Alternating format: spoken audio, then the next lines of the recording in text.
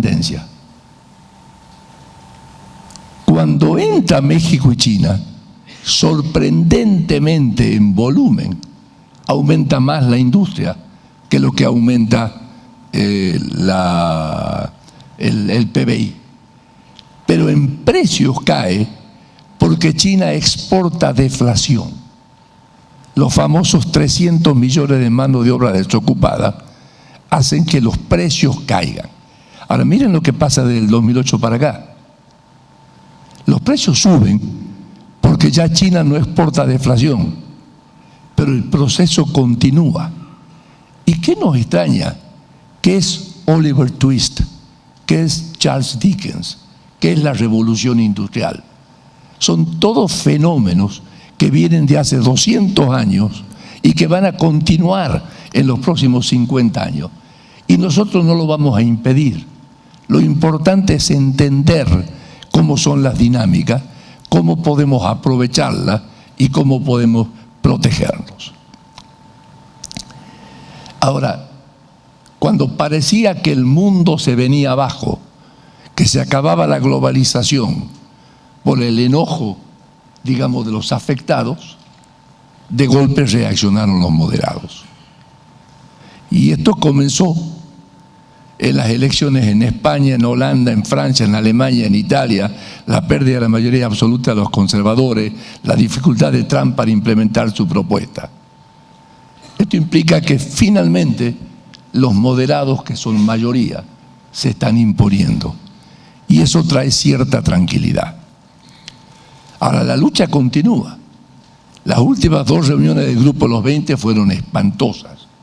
No hubo absolutamente ningún acuerdo. Eliminaron las cláusulas contra el proteccionismo y Trump estaba a los codazos para salir en primera fila en las fotos. Pero mientras tanto, las instituciones continúan y la Reserva Federal hizo 2 aumentos de tasa de interés. Y la economía mundial sigue mostrando signos de fortalezas. Hubo una pequeña aceleración de la inflación, pero al calmarse el precio del petróleo, volvió a calmarse. Entonces, esta es la tasa de crecimiento de los emergentes, que ahora comenzó a recuperarse. Esta es la de los desarrollados y esta es la del mundo.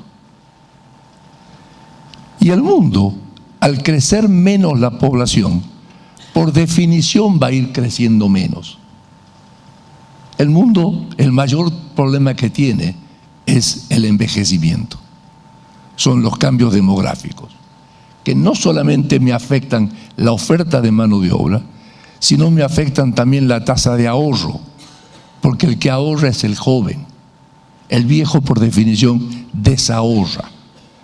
Nosotros tenemos en Japón en este momento que 10% del empleo es gente ya jubilada que volvió a trabajar. ¿Ok? Ahora, Trump dijo, voy a crecer al 4% por año y voy a crear 25 millones de puestos de trabajo. Veamos si eso es posible. Esta es la cuenta corriente de la balanza de pago de Estados Unidos. Es la diferencia entre los ingresos y los gastos de un país. ¿Significa eso que Estados Unidos no es competitivo? No. Eso lo único que significa es que el mundo no tiene una moneda internacional de reserva y utiliza al dólar como moneda internacional. Como necesita cantidad creciente de dólares, le entrega bienes a cambio de papelitos a Estados Unidos. Y hasta que no haya moneda internacional, eso no va a ser eliminado. Pero Trump dice, esto es culpa de las malas negociaciones y de las prácticas comerciales. Esta es la situación fiscal. Y esta es la situación de diferencia entre ingresos y gastos del sector privado. Si ustedes miran en la parte del verde, del azul más bajo, en ese momento el sector privado de Estados Unidos estaba gastando más de 4 puntos del producto por encima de su ingreso. financiado con plata de afuera. Por supuesto, semejante nivel de gasto hacía un enorme nivel de actividad económica y que aumente la recaudación. Cuando viene la crisis del 2008, automáticamente el sector privado deja de gastar. Miren la línea azul. Quiero aclararle que eso es Argentina 2001, exactamente lo mismo. Automáticamente, al dejar de gastar, cae actividad económica, aumenta el desempleo, cae la recaudación, el gobierno se va a déficit fiscal. Poco a poco el mundo se da cuenta que Estados Unidos no va a colapsar y el sector privado comienza a gastar. La línea azul comienza a bajar y cuando comienza a gastar aumenta la actividad económica en Estados Unidos, aumenta la recaudación y baja el déficit fiscal sin hacer absolutamente nada. Pero hoy Estados Unidos, el sector privado, ya está en el nivel de gasto igual a su ingreso. Ya no puede crecer basado en confianza. Ahora tiene que crecer basado en la tarea dura, aumentar la inversión, aumentar la productividad. Por lo tanto, desde el punto de vista macro, Estados Unidos está en pleno empleo. Eso se ve en la tasa de desempleo, 4,3%. ¿De dónde van a sacar 25 millones de puestos de trabajo si además se están echando a los inmigrantes? Imposible. Entonces dicen, no, eso está mal, porque hay gente que está descorazonada, que debido a las políticas no busca trabajo. Bueno, veamos. Esta es la tasa de actividad en Estados Unidos. Ustedes van a ver el gran crecimiento a partir de fines de la década del 60. Eso es cuando la mujer se incorpora a la fuerza laboral. Y luego cae, y ese es el argumento de Trump, pero eso cae por el envejecimiento. Digamos, y Trump no se da cuenta que dentro del propio Departamento de Trabajo hay estudios para mostrar esto. ¿Y qué muestra? Este es el promedio de la fuerza laboral y la parte azul es el desánimo. 1 millón de jóvenes, ¿qué hicieron? Se fueron a estudiar. 0,86 de 20 a 24, la generación Nini. Ahí con un par de patadas podían arreglar algo. Y el resto son las mujeres que no fueron capacitadas de las viejas ciudades industriales y mineras. Ahora miren los viejos, trabajan más que lo que deberían. En el mejor de los casos puedo conseguir 3 millones de personas. ¿De dónde voy a conseguir 25? Y dice además que voy a crecer al 4.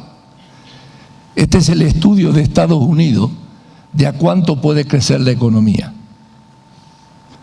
Ustedes van a ver que en la década del 90 el potencial crece del 50 al 70, crecía 4%, 1,6 por la fuerza laboral, 2,4 por la productividad. 74-81 bajó a 3,2. Miren las proyecciones del propio Oficina del Presupuesto del Congreso de a cuánto puede crecer Estados Unidos. 1,7, 1,9, 1,8. Con algunas reformas estructurales puedo llevarlo a 2,4. ¿De dónde voy a sacar 4? Estoy viviendo de sueños, estoy viviendo de la historia. No, es falso que el mundo viva un proceso sin precedente de cambio estructural. La tasa de cambio de la productividad es relativamente constante, se acelera después de la guerra. Claro, son tasas de cambio. El nivel absoluto sigue creciendo. Frente a eso, miren Europa. A diferencia de Estados Unidos, tiene superávit en cuenta corriente. Su sector público hizo un ajuste espectacular y no tiene los mecanismos automáticos de Estados Unidos. Estas son medidas duras. Bajaron el déficit a 1,5. Obviamente en el medio hay gente que fueron las perdedoras y esos son los que están votando en contra y que hacen las marchas. Ahora, miren el sector privado. Todavía sigue con miedo. Europa en forma sostenida no puede crecer a más del 1,1. Pero como todavía tiene capacidad ociosa, por algún tiempo puede crecer entre 1,5 a 2. ¿Qué es lo que está creciendo? Esto es el total del PBI de Europa. Este es Alemania. Tiene superávit fiscal, superávit en cuenta corriente, 8 puntos del producto de ahorro interno por encima del gasto. Obviamente el mundo necesita que Alemania gaste más. El problema es cómo